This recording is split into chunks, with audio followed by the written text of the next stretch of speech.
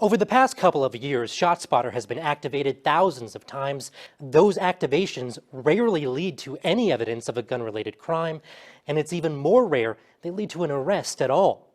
People sleep peaceably in their beds at night because rough men stand ready to do violence on their behalf.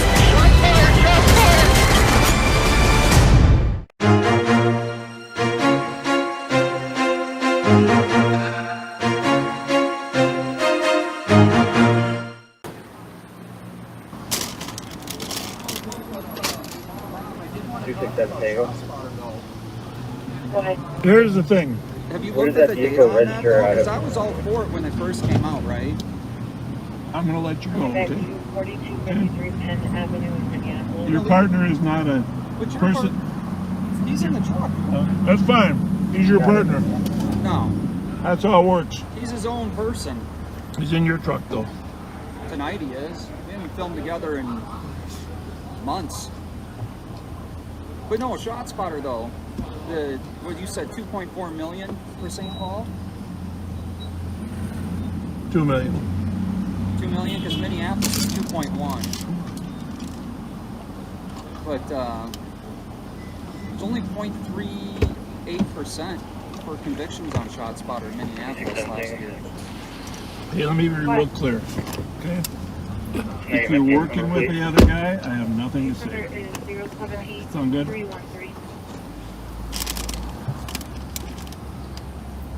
Go ahead. 287. Sometimes you gotta be direct. Sometimes. Tedesco and Burr behind Minnesota, Echo Delta Golf 893 RO7. 15 years, the city of Minneapolis has relied on gunshot detection technology known as ShotSpotter. The system is made up of acoustic sensors capable of pinpointing where shots are fired and then alerting police. And over the years, the city has coughed up millions of dollars for it. And tonight, Fox 9 investigator Nathan O'Neill is asking if it's worth the price tag. It's technology touted by Minneapolis police for more than a decade. If you're going to commit a crime in North Minneapolis, there's a significant chance that it will be detected by the technology we're using. Gunshot detection technology paid for with millions of taxpayer dollars. Do you think it's worth that? No. As the city of Minneapolis faces tough questions about its future in policing and the technology it relies on. Over the past couple of years, ShotSpotter has been activated thousands of times in different parts of the city. You can see the hotspots in the north and south of Minneapolis. But our months-long investigation has found those activations rarely lead to any evidence of a gun-related crime, and it's even more rare they lead to an arrest at all. In Minneapolis, it was a summer steeped in violence. 3 children shot in separate instances, all in a span of days. One of the 2 children who died was 6-year-old Anaya Allen. My granddaughter was the type of kid that you would instantly fall in love with. Anaya's grandfather, K.G. Wilson, clings to those precious memories. My granddaughter, Anaya, was a light, a shining light. Just love, the definition of love. On May 17th, little Anaya was in the back of her mom's car when police say she was shot in the head, an innocent child caught in gunfire. It's become heartless, ruthless, careless. That night, ShotSpotter sensors detected at least 4 gunshots in the area of 35th and Penn Avenues, though today, the case remains unsolved, Anaya's killer unknown. Across certain parts of North and South Minneapolis, ShotSpotter acoustic sensors are strategically placed to monitor gunfire. The system detects, locates, and immediately alerts police of the gunshot. But our investigation has found in Minneapolis, when police show up, they often don't find any evidence of a crime. The Fox 9 investigators dug through thousands of records obtained from the Minneapolis Police Department. The data documents all ShotSpotter activations from January 2020 through September of this year. The data reveals during that time, MPD responded to ShotSpotter activations roughly 8,500 times. The data also shows about 80% of the time, officers documented no evidence of a gun-related crime. And only 32 activations total led to an arrest. That's less than 1% of the time. That percentage there is that's insane. That's crazy. You know, that's not enough help. In recent months, Jay Stanley of the American Civil Liberties Union has questioned the usefulness of ShotSpotter in communities across the country. I think the big concerns here are that we don't know how effective it is. We don't know how often it's sending police officers into communities on high alert for no reason because of false alarms. ShotSpotter is currently used in 100 cities nationwide, but because ShotSpotter often limits access of its data to the public, very few independent studies have ever been done. So we shared our research with the ACLU. That does raise questions about the overall worthwhileness and the balance between the positives and negatives of this technology. Uncertainty is what ultimately led the mayor of St. Paul, Melvin Carter, to reject bringing ShotSpotter technology to his city when the idea surfaced back in 2019. I think it would be a mistake for us to confuse buying one particular toy with reducing gun violence in our community. And I think that's an important mistake that we have to refuse the temptation to go down. Today, Minneapolis remains the only city in Minnesota with an active contract with the California-based company ShotSpotter.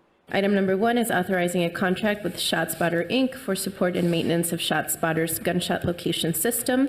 In fact, the city of Minneapolis has repeatedly extended and expanded its contract to the tune of more than $2 million. Aye. Gordon. Aye. Kano. Aye. Wright. Aye. Fletcher. Minneapolis police declined an on-camera interview with the Fox 9 investigators, but released a lengthy statement calling ShotSpotter a valuable tool that helps officers quickly locate victims in cases where shootings might go unreported by the public. And in a handful of cases, ShotSpotter has also proven key in the criminal investigations. For example, in September 2010, ShotSpotter detected gunfire connected to the murder of a man in North Minneapolis. At the time, MPD brass credited ShotSpotter with helping to pinpoint surveillance video of the getaway car, a red Dodge Intrepid, which led to the capture and conviction of Christopher James Hayes for first-degree murder. Again, our research found in most cases, ShotSpotter activations do not lead to arrests, a discovery we took directly to the company. If you're looking at ShotSpotter activations overall, and only a small percentage of those are actually leading to arrests, is it worth it in your opinion? ShotSpotter can be effective in saving lives, reducing gun violence, and enhancing community trust, where the outputs of arrests may not be the goal. But it's clear that some people may believe that, justice and arrest and accountability for gun violence is the goal. Well, I think the goal would be deterrence. We'd like to stop the shootings before they even happen. So far, there has been no independent study commissioned by the city to review how effective ShotSpotter is for Minneapolis. Do you think there should be a review? I think there should be. City Council member Andrea Jenkins represents Ward 8 in South Minneapolis, a known problem area for gun violence. I think we have to try to use as many different mechanisms and technologies as we can. She tells the Fox 9 investigators reshaping the future of policing in Minneapolis must include smart use of lean resources, especially with current understaffing of the police force. I think there may be some value to ShotSpotter. However, it probably is one of the least efficient ways to prevent gun violence. But for some families who have suffered the ultimate loss to gun violence, like KG Wilson, they expect more. They expect results and they expect accountability. What does justice look like for you? Arrest. Arrest. That would be justice. While it may be hard to quantify exactly how beneficial ShotSpotter is for Minneapolis, city leaders should be asking those questions, including whether it's making Minneapolis any safer. Minneapolis police declined our request to sit down for an on-camera interview to talk about ShotSpotter, partly because of understaffing issues and partly because no one wanted to go on camera. But they did send us a pretty lengthy statement in response. We're going to put it online for you to check out for yourself at fox9.com. For the Fox 9 investigators, I'm Nathan O'Neill.